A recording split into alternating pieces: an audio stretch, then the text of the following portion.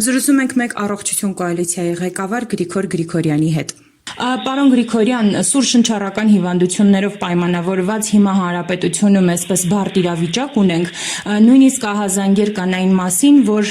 մանկական բաժանմունքներում ազատ մահճակալներ չկան, բայց նախարարը ասում է, որ դպրոցներում, պարտեզներում դասերը, այսպես դասապրոցեսը կանգնեցնելու իրավիճակ չունենք։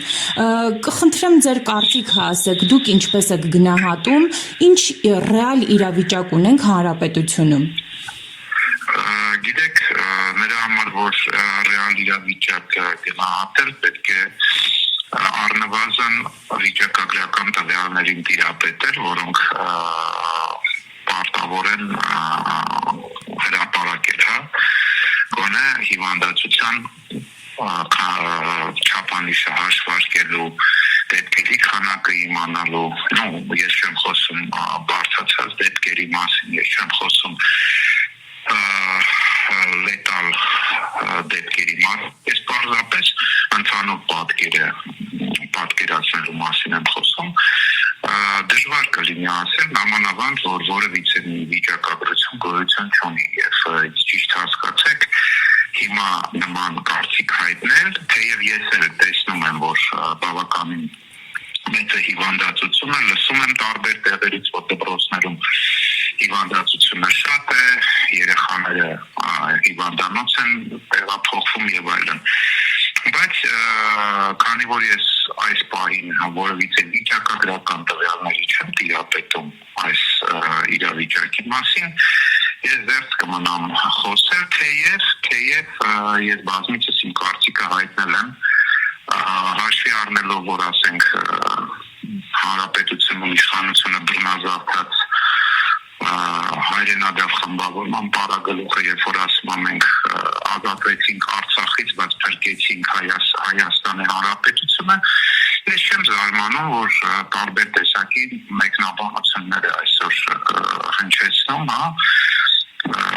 այդ ոլորտի փաստացի պատասխանատուն, հասկանում եք,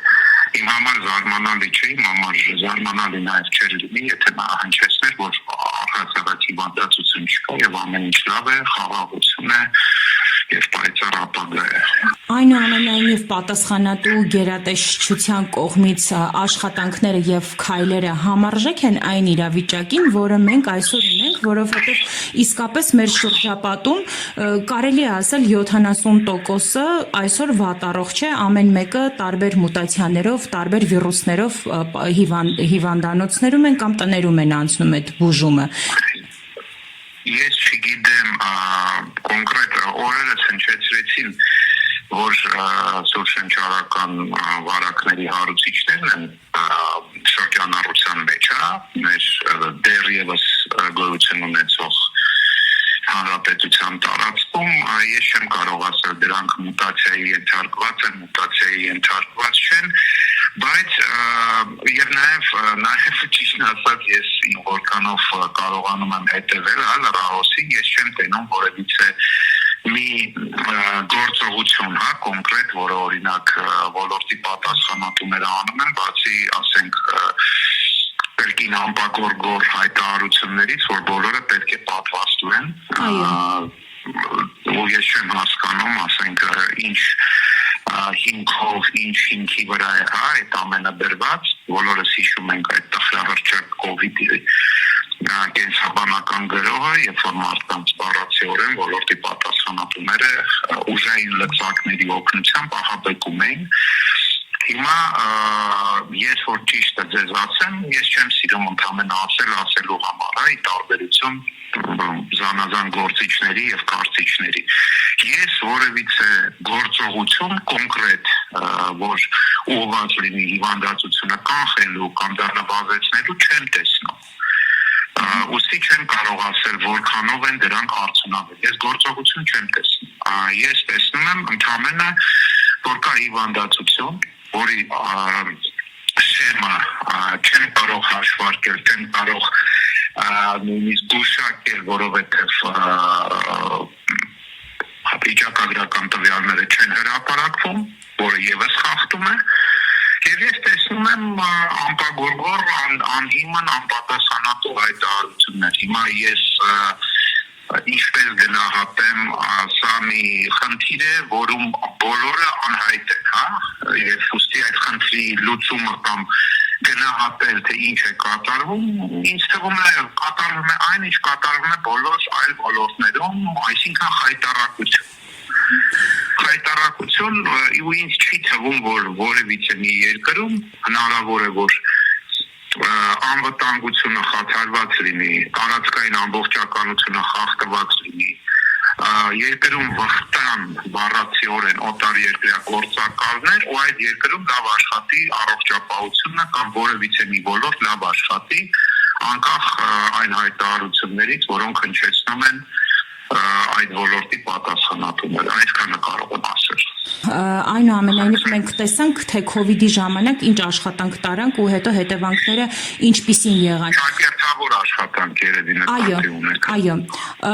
Հիմա այսօր ինչպիսին պետք է լիներ առողջապահության նախարարությունը, ինչ քայլեր պետք է աներ, այ դուք ասում եք վիճակագրության մասին, որ պետք է հրապարակվեր այդ թվերը մենք ընդհանրապես ոչ տեսել ենք, ոչ էլ, ինչ պետք է աներ նման իրավիճակում, որը չի անում, որը ավելի թափանցիկ կդարձներ իրենց աշխատանքը, ու մենք էլ հստակ կիմանայինք, թե ինչ իրավիճակում ենք գտնվում բոլորս։ Գիտեք, առաջի հերթին ես չէ որ պետք է գնահատեմ ինչպիսի պետք է լիներ առողջապահության նախարարությունը ըստ կառուցվածքային իր կամ աշխատանքային գործառույթների, բայց ես կարող եմ ասել մեկ բան միանշանակ առողջապահության նախարարությունը պետք է լինի առողջապահության ոլորտը եւ նամանավանդ լիազոր մարմինը այդ ոլորտի պետք է լինեն վստահելի, դա համար մեկն է, որպեսզի բնակչությունը իմանա, հասկանա, որ այս ոլորտին կարելի է վստահել, անկախ նրանից ինչ է կատարվում, ասենք ֆինանսական, տնտեսական ոլորտում, Աստված բուժում է բժիշկների ձեռքերով եւ այդ շնորհը տված ծառայեցնել սեգուժերին, դա ես երբեք անեցք չեմ տալի, չեմ անիծում մարդկանց, Աստված դատավոր իրենց, բայց այսօր որ նամանավանտերից, որ ասեմ, մեր բնակչությունը վերջի տարիներին այդ 2008-ից ի վեր երևելի վստահություն չուներ, հա, առողջապահության ոլորտի նկատմամբ, բայց ուներ որոշակի չափով վստահություն կոնկրետ դեպքերում, հա, մասնավորապես իմունոկանխարգելման, վարակիչ հիվանդությունների դեմ պայքարի, հա, այդ ոլորտում մեր բնակչությունը դեռ պահպանվել էր այդ վստահությունը, ինչը շատ հաջողությամբ ոչնչացրեց այս իշխանությունը բռնազավթած խմբավորման առողջապահության համար պատասխանատու ենթախմբավորումը այդ COVID-ի ընթացքում նրանք բառացիորեն ոչնչացրեցին, ինչով սոսկալի հարված հասցրեցին իմունոկանխարգելման գործընթացին, որովհետև իմունոկանխարգելումը դա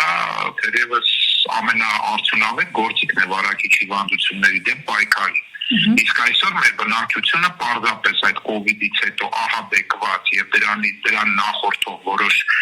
էակների բարբաջանքից, որ մեր բնակչությունը պետք է դառնա կլինիկական փորձարկումներին պետք է մասնակցի եւ այլն, այդ ամենից ելնելով այդ վստահությունն էլ է վերացել եւ մարդիկ այսօր պարզապես բնակչությունը հայտնվել է մի թակարդում, որ կողմ նա պատտվում է, այդ կողմից վտանգ է սպառնում։ Վստահել չի լինի, որովհետև ինձ թվում է արդեն բոլորին պարզ է ով է ղեկավարում այդ ոլորտը եւ ովքեր են ղեկավարում այդ ոլորտը, չվստահել եւ իմունոկանխարգելում օրինակի համար չհասկացնել, դա հավի է անկանխատեսելի հետևանքները նամանավանդ մանկահասակ երեխաների շրջանում, հա, եւ դուք գիտեք, որ նրանք պարտադիր պետք է ստանան որոշակի պատվաստումներ, բայց մայրերը ոչ չհիմնավորված վախ ունեն, որ միգուցե նրանց երեխաների վրա կարող է նաև փորձարկել որոշակի անհայտ միջոցներ կամ նյութեր կամ եւ այլն։ Եվ դրա համար ես ասում եմ, որ մնում եմ իմ նույն կարծիքի, որ ոլորտային, երբ որ երկիրը օկուպացված է թշնամոդերացիաներով, ոլորտային կտրվածքով հարցեր չեն լուծում։ Երկիրը առաջին հերթին ազատում են օկուպացիայից, դրանից հետո նոր սկսում են աշխատել ոլորտների վրա եւ փորձում ուղղել ոլորտներում